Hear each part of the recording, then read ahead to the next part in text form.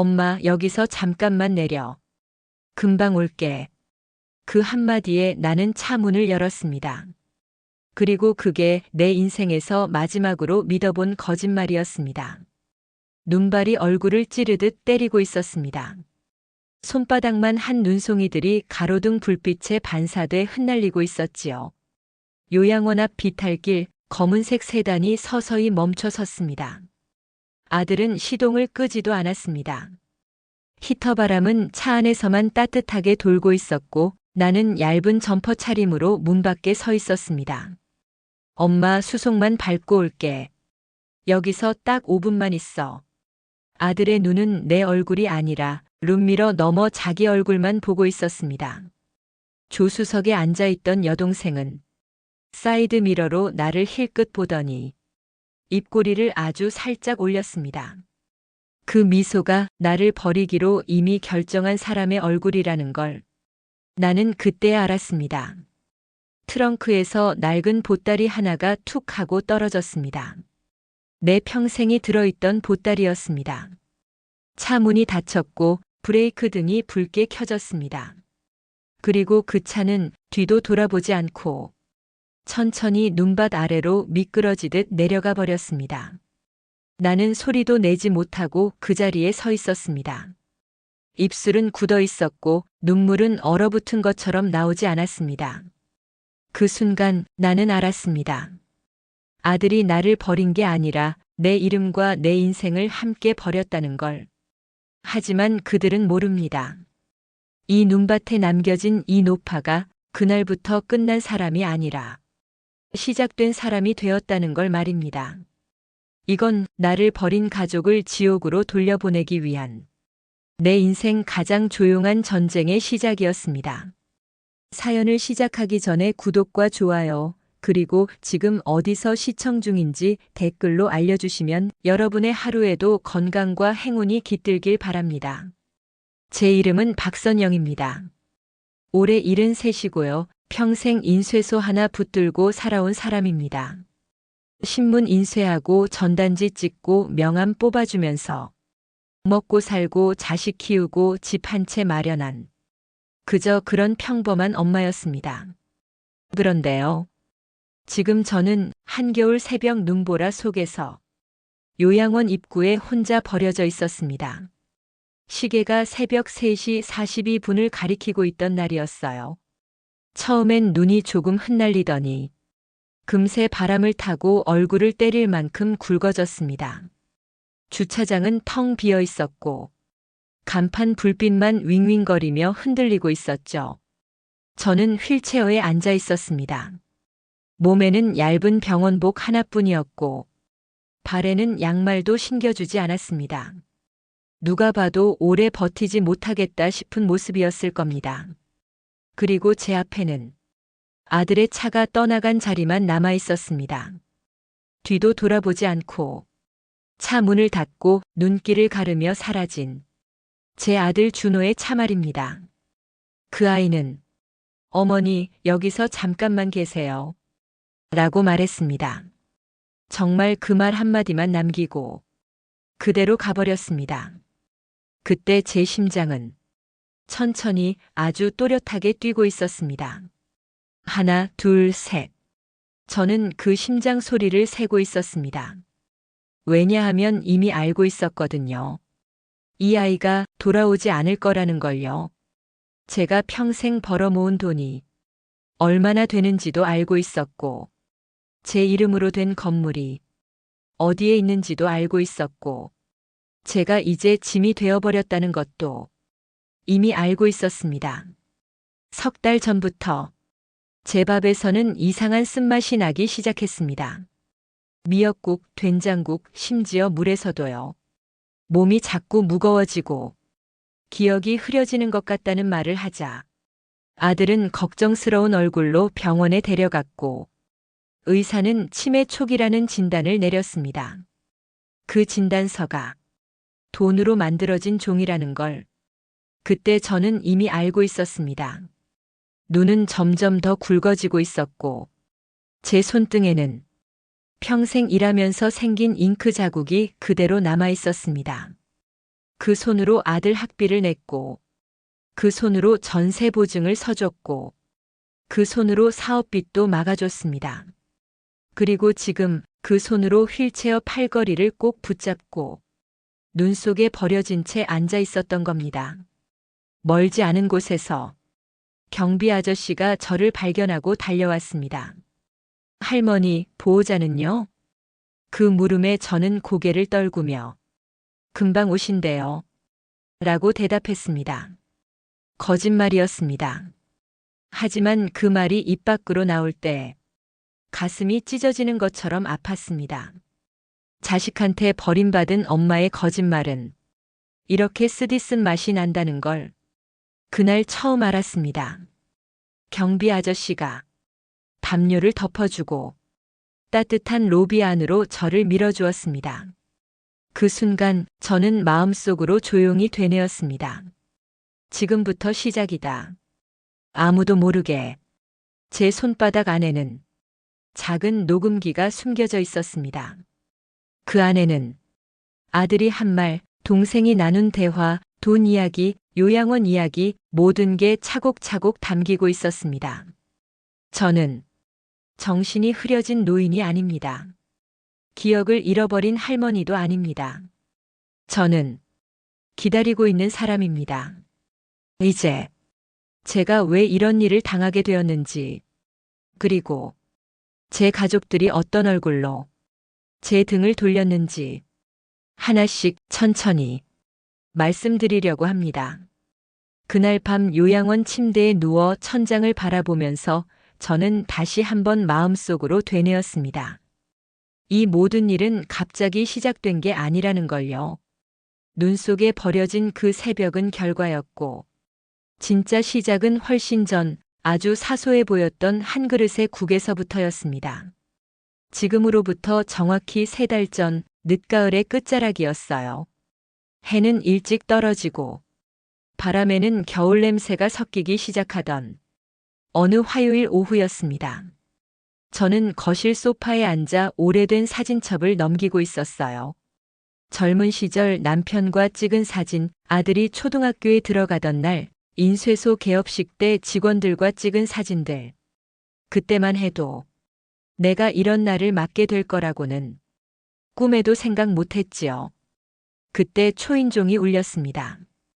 딩동, 익숙한 소리였지만 이상하게도 가슴이 먼저 내려앉았습니다. 문 앞에 서 있던 사람은 제 막내 동생 미정이었습니다. 25살 차이 나는 동생, 어릴 땐 제가 업어 키운 아이였고, 커서는 서로 바쁘다는 이유로 1년에 몇 번 얼굴 보기도 힘들던 사람이었죠. 그런 동생이 장바구니를 2팔 가득 들고 걱정스러운 얼굴로 서 있었습니다. 언니, 요즘 기운 없어 보이던데요. 그 말투는 다정했지만 그 눈빛은 어딘가 낯설었습니다. 웃고는 있었지만 눈이 웃고 있지 않았거든요. 동생은 허락도 구하지 않고 부엌으로 들어가 미역국을 끓이기 시작했습니다. 참기름 냄새가 퍼지고 미역이 보글보글 끓고 집안은 마치 오래된 광고 속 장면처럼 정겹게 보였어요.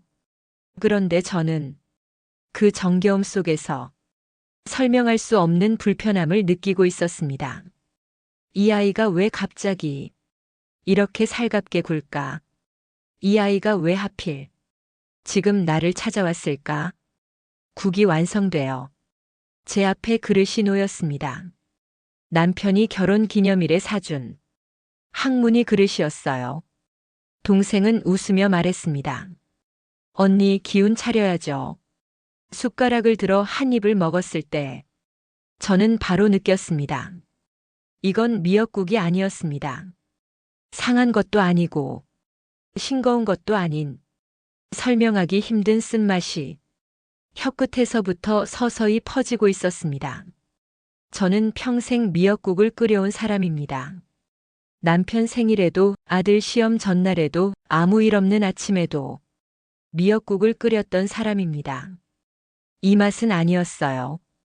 동생은 제 얼굴을 똑바로 보며 제가 다 먹는지 지켜보고 있었습니다. 그때 저는 깨달았습니다. 이 아이는 내가 국을 먹는지 안 먹는지가 중요한 사람이구나.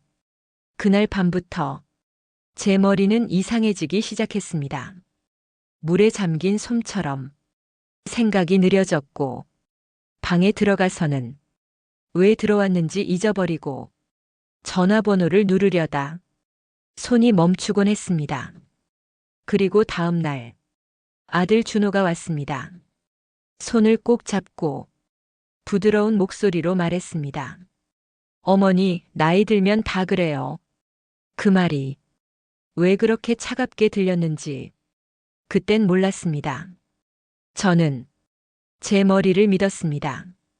40년 동안 장부를 틀리지 않던 머리, 계산기보다 빠르던 머리가 하룻밤 사이에 무너질 리 없었습니다. 며칠 뒤 동생이 또 국을 들고 왔을 때 저는 이미 결심을 했습니다. 이 사람들 앞에서 정상인 척하지 않기로요. 멍한 표정으로 웃고 숟가락을 떨리는 손으로 들고 먹는 척을 했습니다. 그리고 아무도 보지 않을 때 국을 몰래 비닐봉지에 담았습니다. 그날 밤 욕실에서 국을 가만히 들여다보며 저는 알게 되었습니다. 회색 가루 같은 것이 바닥에 가라앉아 있다는 걸요. 그 순간 피가 얼어붙는 느낌이 들었습니다. 그때부터 저는 싸움을 선택했습니다. 도망치지도 따지지도 않고 그들이 원하는 모습이 되어주기로요. 밤에 문을 열어두고 서 있고 사람 이름을 헷갈리고 생쌀을 씹어 먹으며 그들이 안심하게 만들었습니다. 그리고 그들이 점점 편안해지는 걸 저는 가만히 지켜보고 있었습니다. 그들이 모르는 게 하나 있었습니다. 저는 평생 호랑이들 사이에서 살아온 사람이었습니다.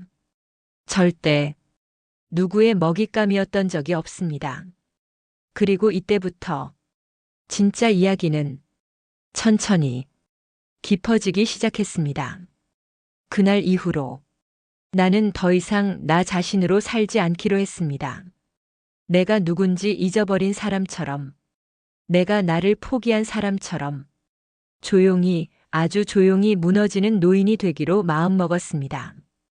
가을바람이 유난히 차갑게 불기 시작하던 때였어요.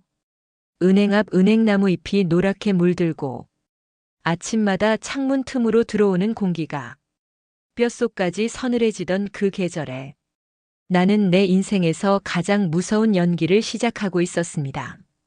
겉으로 보이는 나는 점점 정신을 잃어가는 할머니였고 속으로 숨겨둔 나는 그 어느 때보다도 또렷하게 살아있는 사람이었습니다. 머리는 차갑게 식어 있었고 마음은 계산기로 두드리듯 정확하게 움직이고 있었지요. 매일 새벽 아무도 일어나지 않은 시간에 나는 욕실 거울 앞에 섰습니다. 차가운 바닥에 맨발을 대고 내 얼굴을 오래도록 들여다보며 눈빛을 흐리게 만들고 입을 살짝 벌린 채 멍한 표정을 연습했습니다. 말을 하다가 갑자기 멈추는 법을 익혔고 고개를 이유 없이 기울였고 걷다가 중심을 잃은 사람처럼 발을 질질 끄는 연습도 했습니다. 나 자신을 하루하루 조금씩 사라지는 사람으로 만들고 있었던 겁니다. 이 연기는 정말 힘들었습니다. 허리는 펴고 싶었고 눈은 똑바로 마주치고 싶었고 진실을 소리치고 싶었습니다. 하지만 나는 평생을 기다리는 법으로 버텨온 사람이었습니다. 그래서 참았습니다. 저녁이 되면 미정은 늘 같은 표정으로 찾아왔습니다. 따뜻한 척하는 얼굴, 걱정하는 척하는 말투, 그리고 쟁반 위에는 쌀죽과 반찬, 그리고 양 냄새가 스며든 차가 올라와 있었지요. 그 차가 내 정신을 조금씩 죽이고 있다는 걸 나는 이미 알고 있었습니다. 하지만 미정은 몰랐습니다. 내가 그걸 더 이상 삼키지 않고 있다는 걸요. 미정이 돌아간 뒤 나는 그 음식들을 조용히 버리고 옷장 깊숙이 숨겨둔 말린 과일과 과자를 먹으며 내 정신을 붙잡고 있었습니다. 그리고 늘 작은 녹음기를 손에서 놓지 않았습니다. 어느 날 밤, 아들의 방 앞에 서서 나는 준호의 통화를 들었습니다. 곧 그 노인네 돈 들어옵니다. 그 말은 내 심장을 찢는 칼날처럼 차가웠습니다. 또 다른 밤에는 미정이 낮은 목소리로 말했습니다. 정신 이상 판정만 받으면 서명은 아무 의미도 없어져요. 그 말이 공기를 타고 내 방 안까지 흘러 들어왔습니다. 나는 침대에 누운 채 눈을 뜨고 천장을 바라보며 모든 말을 녹음기에 담고 있었습니다. 이 집 안에서 누가 진짜 미쳐가고 있는지 나는 분명히 알고 있었습니다. 그리고 그때 나는 혼자서는 안 되겠다고 느꼈습니다. 내가 믿을 수 있는 단 한 사람, 윤복자가 떠올랐습니다. 전화는 감시받고 있었기에 나는 흐린 화요일 아침 동전 몇 개를 코트 안감에 숨겨 공중전화로 향했습니다. 복자야, 나야. 나 지금 천천히 죽임당하고 있어. 다음 날 공원 벤치에서 나는 친구에게 모든 걸 말했습니다. 그리고 복자는 아무 말 없이 내 손을 잡으며 말했습니다. 뭘 하면 돼? 그 순간 나는 알았습니다. 이제 이 싸움은 나 혼자가 아니라는 걸요. 그리고 나는 다시 집으로 돌아가 발을 질질 끌며 멍한 얼굴로 문을 열었습니다. 아무도 모르게 아주 작은 미소를 지으며 아직 진짜 이야기는 끝나지 않았습니다. 2월이 이빨을 드러내며 찾아왔습니다. 그해 겨울은 유난히 잔인했습니다. 손끝만 시려운 추위가 아니라 뼛속까지 스며들어 오래 묵은 기억까지 얼려버리는 추위였습니다.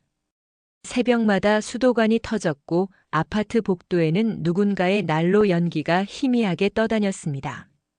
사람들은 고개를 숙인 채 빠른 걸음으로 집과 직장을 오가며 서로 눈을 마주치지 않으려 애쓰고 있었습니다.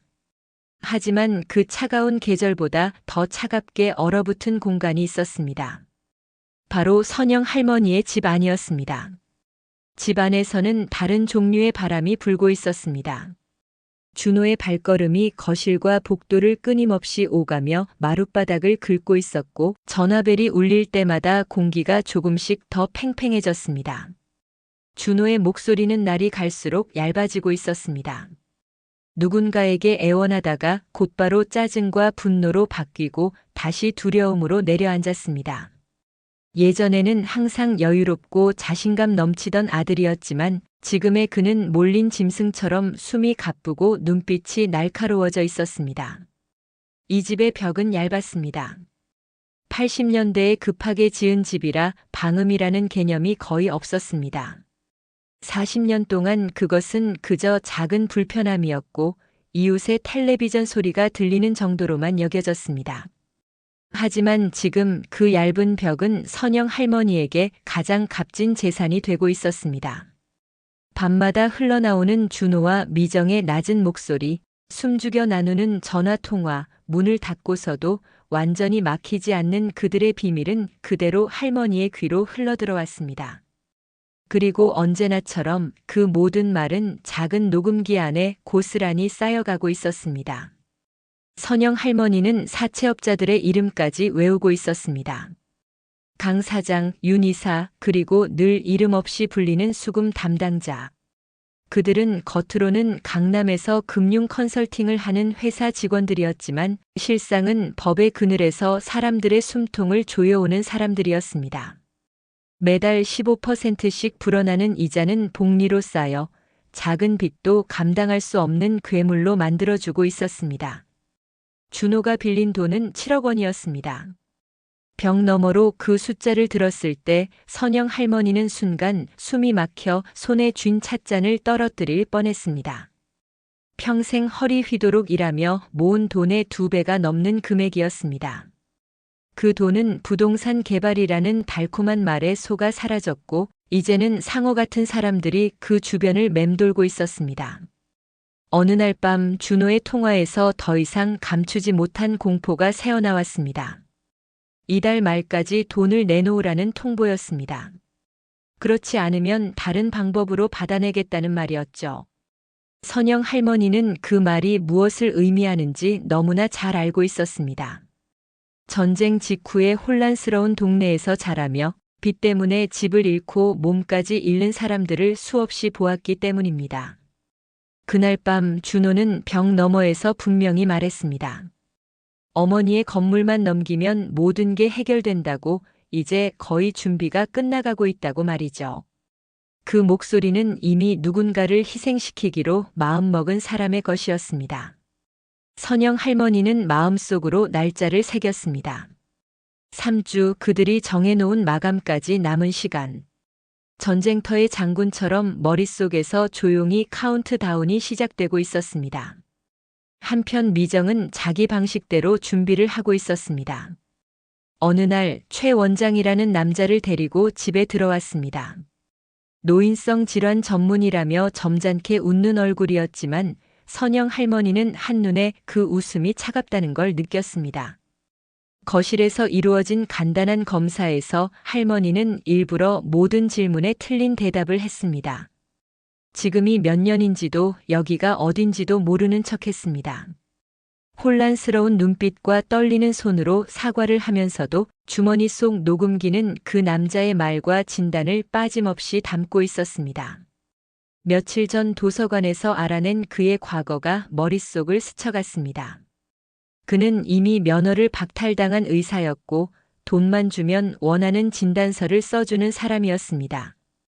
미정이 걱정하는 척 연기를 하며 그의 설명을 듣는 동안 선영 할머니는 속으로 차분하게 이름과 발언, 주소와 날짜를 하나씩 정리하고 있었습니다. 언젠가 이 모든 것이 반드시 필요해질 거라는 걸 알고 있었기 때문입니다. 그리고 마침내 퍼즐의 또 다른 조각이 도착했습니다. 백 사무장이라는 젊은 남자였습니다. 부엌 식탁 위에 펼쳐진 서류들에는 위임장, 재산 이전 동의서, 의료 결정권 위임서까지 빠짐없이 들어 있었습니다. 준호는 그저 형식적인 서류라며 빨리 서명만 하자고 재촉했습니다. 선영 할머니는 혼란스러운 표정을 지으며 도장을 들었지만 그 순간 마음속은 얼음처럼 차분했습니다. 그 도장이 자기 것이 아니라는 걸 알아보았기 때문입니다. 30년 전 생긴 아주 작은 흠집이 없는 완벽하게 흉내낸 가짜 도장이었습니다. 그날 밤 집이 조용해진 뒤 선영 할머니는 뒷문으로 나와 이웃집 전화를 빌려 복자에게 연락했습니다. 통화는 짧았지만 그 안에는 이미 모든 준비가 끝났다는 확인이 담겨 있었습니다. 서류의 사본, 증거의 보관, 그리고 경찰서에 근무하는 복자의 조카까지 조용히 움직이기 시작한 사람들의 존재가 선영 할머니의 가슴을 묵직하게 눌러주었습니다. 덫은 이미 놓여 있었고 이제 남은 것은 그들이 스스로 걸어 들어오게 하는 것뿐이었습니다. 그날 밤 침대에 누운 선영 할머니는 천장을 바라보며 천천히 숨을 골랐습니다. 창밖에는 다시 눈이 내리고 있었고 집안은 고요했지만 그 고요 속에서는 이미 많은 것들이 움직이고 있었습니다. 내일도 모레도 그리고 그 다음 날도 누군가는 이 집을 찾아올 것이었습니다. 그들은 아직 모르고 있었습니다. 자신들이 향하고 있는 그 길 끝에서 무엇이 기다리고 있는지를, 그리고 이 집 안에 가장 조용한 노인이 어떤 일을 숨기고 있는지를 말입니다. 서명식이 열리는 날 아침, 눈이 조용히 내리기 시작했습니다. 동이 트기도 전에 시작된 눈이었습니다. 낡은 은쟁반처럼 흐린 하늘에서 하얀 눈송이들이 천천히 떨어져 내려 지붕 위와 마른 나뭇가지 위와 얼어붙은 땅 위에 하나씩 쌓여갔습니다. 그것은 마치 아무 말도 하지 않지만 반드시 오고야 마는 어떤 약속처럼 집과 길과 세상을 조금씩 덮어가고 있었습니다. 순영 씨는 침실 창가에 서서 그 풍경을 오래 바라보고 있었습니다. 남편이 30년 전 손수 놓아두었던 돌등도 여름마다 참새들이 앉아 쉬던 소나무도 우편함도 하나씩 눈 속으로 묻혀가고 있었습니다. 마치 지난 세월의 흔적들이 조용히 감춰지고 있는 것처럼 보였습니다. 그녀는 그 밤을 한숨도 자지 못하고 보냈습니다. 어둠 속에서 천장을 보며 자신이 세운 계획을 수십 번 되짚었습니다. 혹시 빠진 것은 없는지, 혹시 그들이 눈치채지는 않을지, 석 달 동안 일부러 어눌한 노인인 척하며 모아온 증거들이 오늘 이 순간에 제대로 힘을 발휘할지 마음속으로 수없이 확인하고 또 확인했습니다. 오늘은 그 석 달의 기다림이 끝나는 날이었습니다. 순영 씨는 휠체어에 앉아 있었습니다. 그 휠체어는 다리가 아파서가 아니라 그들이 만들어낸 허약한 노인의 모습에 맞추기 위한 소품이었습니다. 미정이 2주 전 들여오며 이제 편하게 움직이시라고요라고 말했지만 순영 씨는 그 말의 진짜 뜻을 너무나 잘 알고 있었습니다. 그 휠체어는 그녀를 점점 아무 결정도 할 수 없는 사람으로 만들기 위한 상징이었습니다. 하지만 순영 씨는 마지막 연극을 준비하는 배우처럼 아무 말 없이 그 자리에 앉아 있었습니다. 거실에서는 준호가 계속해서 마룻바닥을 왔다 갔다 하고 있었습니다. 비싼 구두가 방향을 바꿀 때마다 삐걱거리는 소리가 집안의 긴장을 더 키우고 있었습니다. 그는 몇 분마다 휴대폰 화면을 들여다보고 있었지만 무언가를 읽기보다는 누군가의 연락을 기다리고 있는 모습이었습니다. 미정은 부엌에서 오래된 청자 찻잔을 정성스럽게 닦아 쟁반 위에 올려놓고 있었습니다. 그 찻잔은 순영 씨가 젊은 시절 결혼 선물로 받았던 것이었습니다. 자기 것이 아닌 물건을 자기 것처럼 다루는 미정의 손길을 바라보며 순영 씨의 가슴 깊은 곳에서 차가운 분노가 천천히 끓어오르고 있었습니다. 그러나 그녀는 얼굴의 근육 하나 움직이지 않았습니다. 아직은 아니었습니다. 정오가 조금 지나자 법무사 백 씨가 도착했습니다. 그는 구두에 묻은 눈을 털어내며 집 안으로 들어왔고 불룩한 서류 가방을 식탁 위에 올려놓았습니다. 재산양도 동의서, 위임장, 그리고 치매 진단서까지 서류들은 빠짐없이 준비되어 있었습니다. 순영 씨가 평생 지켜온 삶이 점선 위에 서명 몇 줄로 줄어들어 있는 모습이 식탁 위에서 차갑게 빛나고 있었습니다. 준호는 휠체어 옆에 쪼그려 앉아 그동안 수없이 연습한 다정한 목소리로 말했습니다. 오늘만 도장만 찍으면 모든 걱정이 끝난다며 자기가 다 알아서 하겠다고 말했습니다. 순영 씨는 멍한 표정을 유지한 채 속으로만 대답했습니다. 그래, 내가 다 알아서 하겠지. 하지만 그게 내 뜻대로 되지는 않을 거야. 그때 초인종이 울렸습니다. 최 원장이 들어왔고 그의 뒤로 미정의 남편 태식이 현관 앞을 지키듯 서 있었습니다. 집안의 공기는 눈에 보이지 않게 더욱 조여들고 있었습니다. 준호는 순영 씨를 식탁 앞으로 밀어 앉혔고 펜을 그녀의 손에 쥐어주었습니다. 서류 위의 글자들은 너무도 뻔뻔하고 노골적이었습니다. 그녀의 삶과 이름과 재산이 한 줄의 서명으로 넘어가게 되어 있었습니다. 방 안의 모든 시선이 그녀의 손에 꽂혀 있었습니다. 펜 끝이 종이 위에서 멈춰 있었습니다. 그리고 아주 천천히 순영 씨는 펜을 내려놓았습니다. 그 순간 그녀의 목소리는 더 이상 떨리지 않았습니다. 가짜 도장이라고, 이 도장은 진짜가 아니라고 분명히 말했습니다. 식탁 위에 진짜 도장과 녹음기가 놓였고 재생 버튼이 눌렸습니다. 그동안 벽 너머로 모아온 음성들이 하나씩 흘러나오며 이 집 안에서 벌어졌던 모든 음모가 드러나기 시작했습니다. 준호의 계산된 말, 미정의 차가운 계획, 그리고 최 원장의 거짓 진단까지 더 이상 숨길 수 없는 진실들이 거실을 가득 채웠습니다. 그리고 문이 열리며 경찰이 들어왔습니다.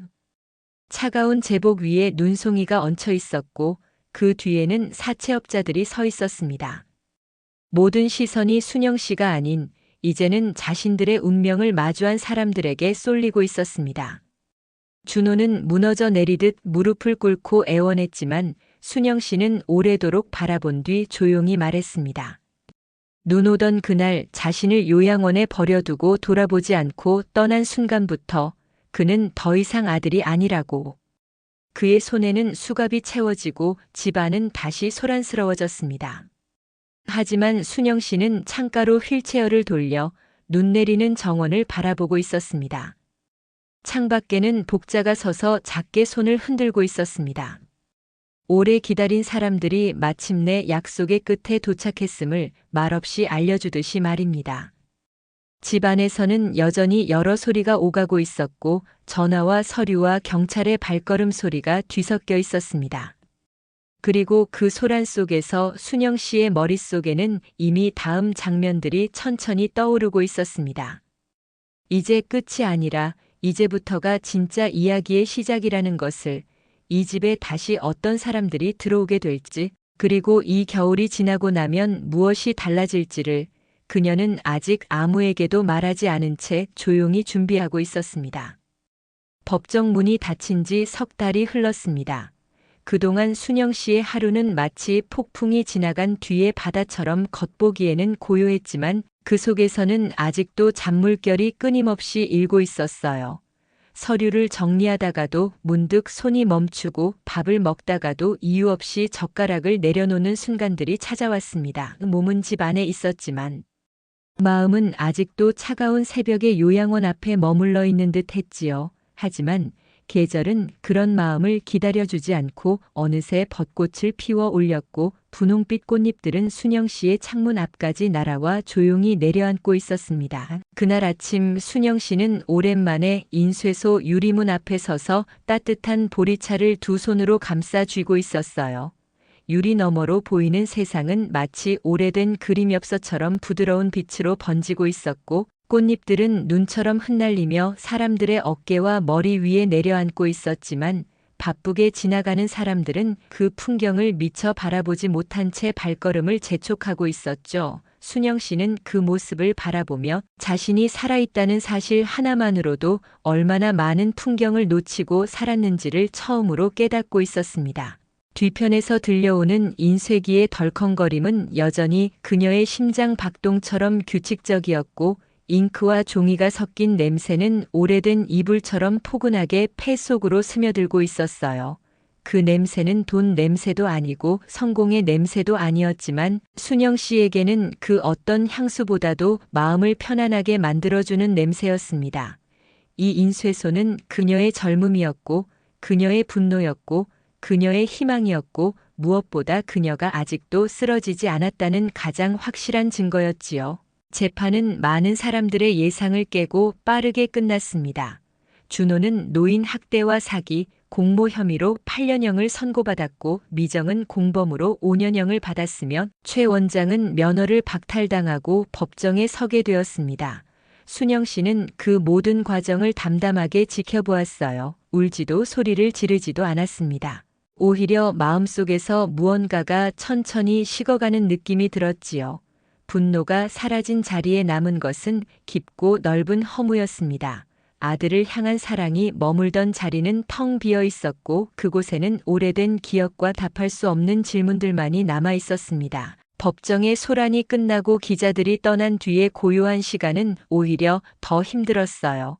집 안에 홀로 앉아 있으면 가구 하나하나가 지난날의 기억을 불러냈고 그 기억들은 밤이 되면 더 크게 가슴을 눌러왔습니다. 준호가 되어버린 그 사람을 그리워하지는 않았지만 들꽃을 꺾어 오던 어린 시절의 준호, 잉크 묻은 손으로 인쇄기를 고치던 10대의 준호, 엄마를 꼭 끌어안으며 평생 지켜주겠다고 말하던 20살의 준호는 그리워하지 않을 수가 없었지요. 그 아이는 눈이 내리기 훨씬 전부터 이미 세상에서 사라졌다는 사실을 순영 씨는 이제야 온전히 받아들이고 있었습니다. 그렇게 흘러가던 시간 속에서 복자가 어느 날부터 매일 아침 문을 두드리기 시작했습니다. 시장에서 사온 채소를 들고 와 함께 차를 마시고 별것 아닌 이야기를 나누다 돌아갔지요. 그 단순한 일상이 순영 씨의 삶에 다시 숨결을 불어넣고 있었습니다. 주민센터에서 강연을 부탁했을 때 순영 씨는 떨리는 마음으로 자신의 이야기를 꺼내놓았고 그 이야기는 수많은 어르신들의 눈물과 고개 끄덕임으로 돌아왔습니다. 그리고 전국에서 편지가 도착하기 시작했어요. 손글씨로 적힌 글자마다 누군가의 아픔과 용기가 함께 담겨 있었습니다. 순영 씨는 그 편지들에 하나하나 답장을 쓰며 자신이 다시 누군가에게 필요한 사람이 되었다는 사실을 처음으로 실감하고 있었지요. 어느 봄날 오후 순영 씨는 복자와 함께 동네 공원의 벤치에 앉아 있었습니다. 벚꽃이 분홍빛 눈처럼 떨어지고 아이들의 웃음소리가 바람에 실려 들려왔어요. 복자가 무릎이 아프다며 늘 하던 투정을 부리자 순영 씨는 오랜만에 소리내어 웃었습니다. 그리고 복자가 조용히 물었지요. 이제 어떻게 살 거냐고. 순영 씨는 잠시 하늘을 올려다보다가 천천히 그러나 분명하게 대답했습니다. 인쇄소를 지키며 살아갈 거라고. 그리고 자신이 알고 있는 것들을 젊은 사람들에게 전해주고 싶다고.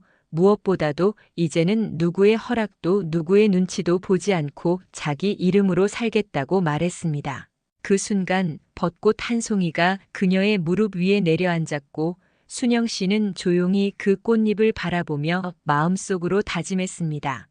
나는 다시는 나를 잃지 않겠다. 나는 나의 이름으로, 나의 발로, 나의 삶을 살아가겠다고. 그날 이후로도 인쇄기의 소리는 매일 아침 순영 씨를 깨울 것이고 잉크 냄새는 여전히 그녀의 하루를 감싸줄 것입니다. 그리고 그녀는 천천히 그러나 분명하게 자기 인생의 다음 페이지를 써내려갈 것입니다. 이제 더 이상 누구에게도 빼앗기지 않는 삶으로 상처를 안고서도 당당하게 걸어가는 한 사람의 이름으로. 그녀의 이름은 박순영입니다.